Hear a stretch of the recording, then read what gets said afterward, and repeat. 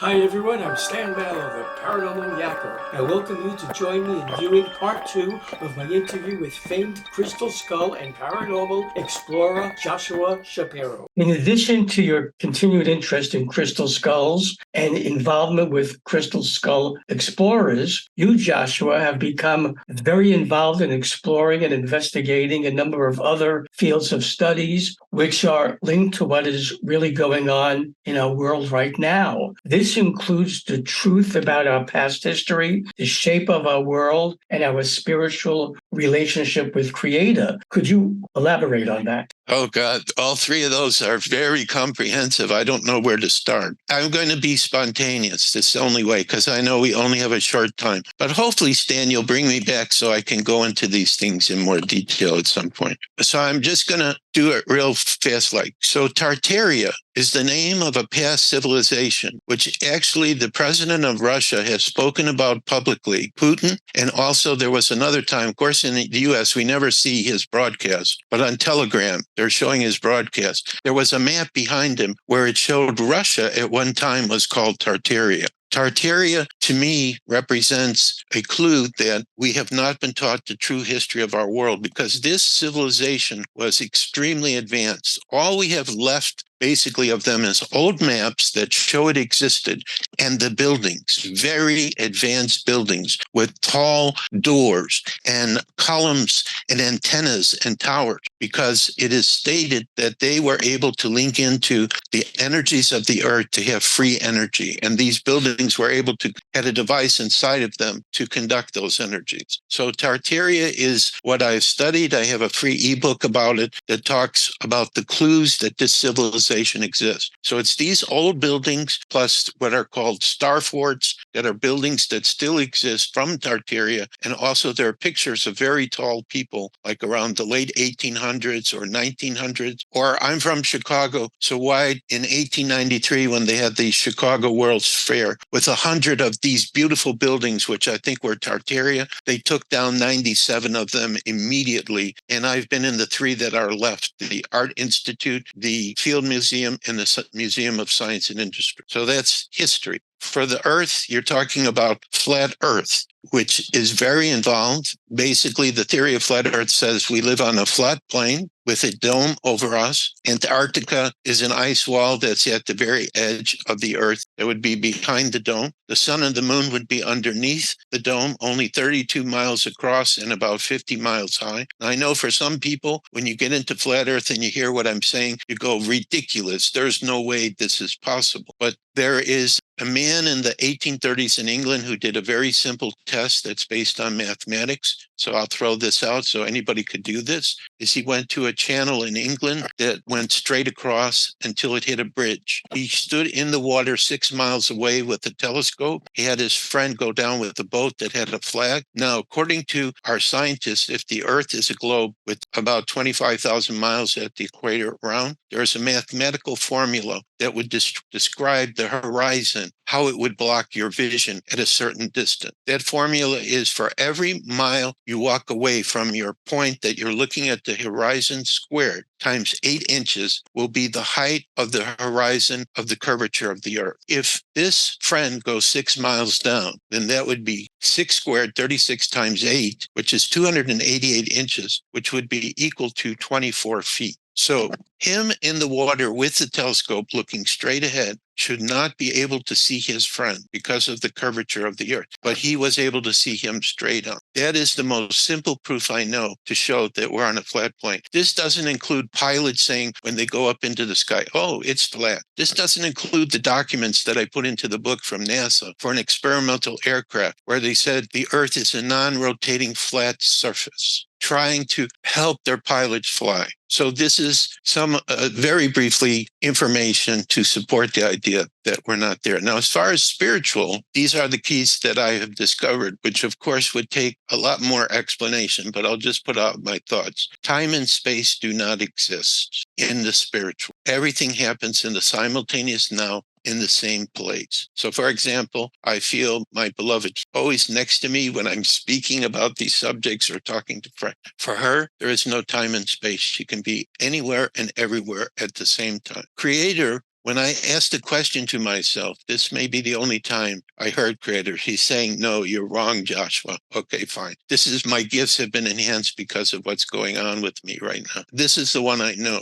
I said inside myself, how could Creator benefit from each of us when we're so tiny compared to the infinite universes and dimensions that exist? And the voice said, because of your unique experiences, of course. So the key to this message is it doesn't matter what you're doing in your life, right or wrong. Everything is a lesson that you learn to grow from. So if you do something and it doesn't work, you get a chance to do it again. But what this message was saying is that from Creator's perspective, we're all his, her children. And through our experience is what Creator receives, our unique experiences. So even if there exist parallel Earths where there would be other aspects of ourselves, none of those other aspects are going to be exactly like the person that we are in this reality. So from each one, Creator would receive. So I think those would be the key spiritual truths I follow. So that means every person I meet is my brother or my sister. Every person I meet, if I can help them in some way, that is the greatest gift that I can give to myself as well as to the individual. So like, for example, because of what happened to Katrina,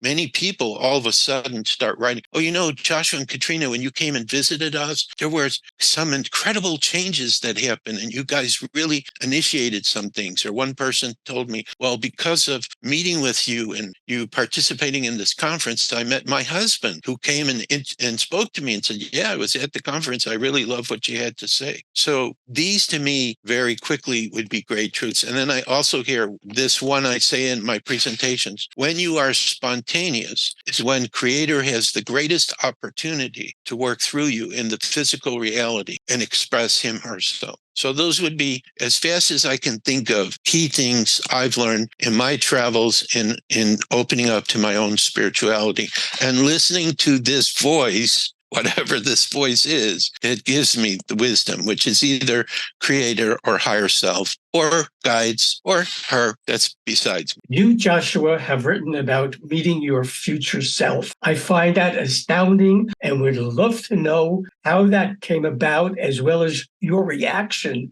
to meeting your future self. So first, Dan, let's clarify what it means when I say meeting my future self. I haven't met him in the physical. This is like a vision or sensing the presence. It would be the same as sensing spirit. In effect, this future aspect of me is like a guide because for this part of me, this human being in the physical, it almost feels like a separate being, yet I can feel inside of this guide, and he says his name is Argus, that my name will change in this lifetime to Argus, which actually comes from different names I've used already. Richard Joshua Illinois Shapiro. Illinois Shapiro is kind of a fun name I use when I go into my crystal skull mode, mimicking Indiana Jones. So I say I'm Illinois Shapiro, but that's where Argus comes from. So the way I met Argus is I was just sitting in my house. This was when we lived in the Atlanta area in Georgia.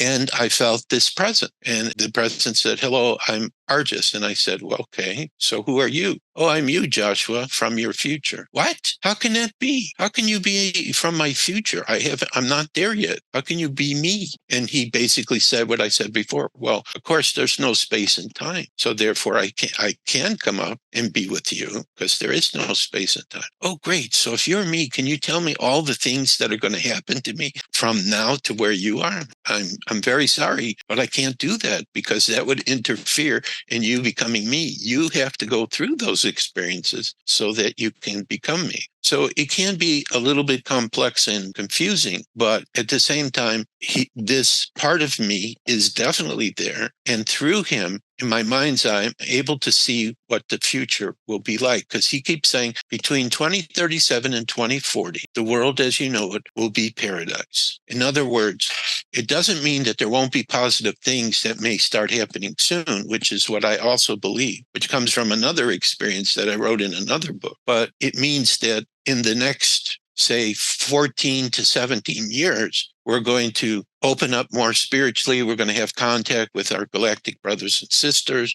We're going to be able to travel to more places. Things we can't even imagine are going to start happening. Our children in the future won't know war or any of the problems we have. So over this course of time to get to where he is, it's going to become paradise. And he starts showing me this, like we live in communities, the adults are parents to all the children. The ETs are walking on the streets and nobody's thinking anything about it. It's perfectly natural. So he can show me the future, but he can't tell me how I get to it. So that's basically how I met him. And sometimes he'll say something to me or he'll give me a vision or whatever. But because, and this is very important, I think, Stan, because I know that he's real and because I know what he's showing me is going to happen, I have no doubt whatsoever that this incredible, unbelievable future is what is ahead of us. And it is very important if people understand that and know that, then they have total hope. And all the lies that are being told by the media and the false information that has been taught to us and given to us, then people will see right through it and they will not give their power away. This is the most important thing right now. If most of us would say, no, we're not following what you're telling us to do, it doesn't resonate, doesn't feel right, it doesn't work with God, then all their ability and power would instantly disappear, because there is a rule from Creator that unless people support these crazy things, they lose everything. And this is a great secret that they don't want people to know. And I'm speaking about those in power like the elite. And there's a document they have that's gotten out on Telegram where it says this very comment. At the beginning of the interview, I mentioned that you are a co-founder of the Center for the Advancement of Humanity. Could you, Joshua, tell me about the center and what its mandate and goals are? When I moved to Atlanta, which I believe was in 2018, I got together with two brothers and we talked about creating a spiritual center. Now, the reason we got together is because one of these brothers had in the past worked with people who had great wealth. Because to make such a center, you have to have financial resources or it's impossible. I was hoping that by working with him, this could happen, but nothing happened at that point in 2018. However, I was visiting with a brother who was a medical doctor and helping his son, who also was Joshua, who was having some problem. And while I was at his house, my friend said, why don't you sit down and write what this center would be? So, I just saw visions and everything. So I wrote about it. In 2022, I would say a Pleiadian in a different dimension, an Arcturian in a different dimension came to me and said, Joshua, remember that vision you had for the spiritual center? We want you to start it up. I spoke to them telepathically and I said, what? Are you crazy? If I start something, and even if it's the greatest idea in the world, but I don't have any way to make it happen, nobody's going to believe me, because I've done this before in the past where I had an idea and I was very excited, but I never could make it happen. They said, trust us. This is very important. Go ahead and do it and make it an online center. So in other words, we don't have physical buildings for it yet, although I see that happening. But we have a Rumble video channel where we have interviews like Gene Decode, who's a great whistleblower, talked to him a couple of times, and a few other interesting people. I got a message at the beginning of the year that this year the full truth is starting to be revealed. So I made a video series about that. And then also on Telegram, I can share any good thing that either comes to me or I see from other people. So basically Rumble and Telegram, and plus we have a newsletter for other people who like the idea. Now let me describe what the center is about. So I followed what they said, and they told me there are going to be two key aspects of the spiritual center that'll be kind of different from other centers. Number one, of course, the crystal skulls are going to be involved. And by the way, Joshua, be ready for some of the most well-known ones to all of a sudden come this way to be part of the activities which your center will be offering linked to crystal skulls. And the second thing is they said, we're going to be there with you. We're going to provide you the wisdom and knowledge from our races and have you kind of like translated so it's understandable to humanity. But also we're going to be there in the physical to work with you. So there will be joint activities. Like, maybe we do a conference and there'll be human speakers and galactic speakers. So these are two things. But really the Center for the Advancement of Humanity is a center spiritually based to enhance humanity in everything, like these subjects of Tartaria or flat earth or spirituality, those things I talked about. We're going to have a whole team of people in centers all over the the world, constantly coming up with books, documentaries, or whatever new media we're going to have. Because if we go into this positive future, everything we know will be different. More advanced technology, different financial system, and these things already exist. They just haven't been revealed yet publicly. Another thing I think that the center is going to do is when the truth of all these things start coming out, and a lot of people, I feel, are going to be in shock. Our center will be there to help with the re-education and an explanation about what happened in the past, why it happened, and where we're headed in the future so people are more comfortable. The center itself can support any creative project based on spirit that anyone can think of. It could be music, it could be art, whatever, teaching about the new financial system, support. Other key is if somebody says, this sounds great, I want to work for your center, then I'm going to tell them, well, I only have one question for you. If you know the answer to this question and we need this, then you're instantly hired. What makes your heart sing? So whatever the person loves, if we need that, then they're instantaneously hired. Why are they hired? Because it's not going to be work, it's going to be play. So imagine that you have a center manned by people doing what they love. The people who come and visit us for whether we're doing public talks or classes or whatever we're offering. Maybe we'll even have med beds. I don't know how that's going to work, for health. I mean, anything. They're not going to want to leave because the energy in there is going to be joyful and happy and free and everything. So I already have people in various parts of the world who I said, I only need your help with one thing. Hold the energy for the sun so that when the process begins, that when the financial resources come, which I think will be linked to the new financial system, when it takes part, then all I have to do is call you and we can get started right away and we can start building centers. So in the United States, the vision that has been given to me is I'm in the Florida area, that I am to create the main or first center here. It will be an entire building, at least 10 stories. I'm already walking in it. I have no idea where it will be in Florida, but somewhere here. And then immediately I'll start bringing in young people, 20 and 30 years old, who are very spiritually evolved and gifted to help us to build it. And then we'll see what happens. Now, I asked Argis, just out of curiosity, Argis,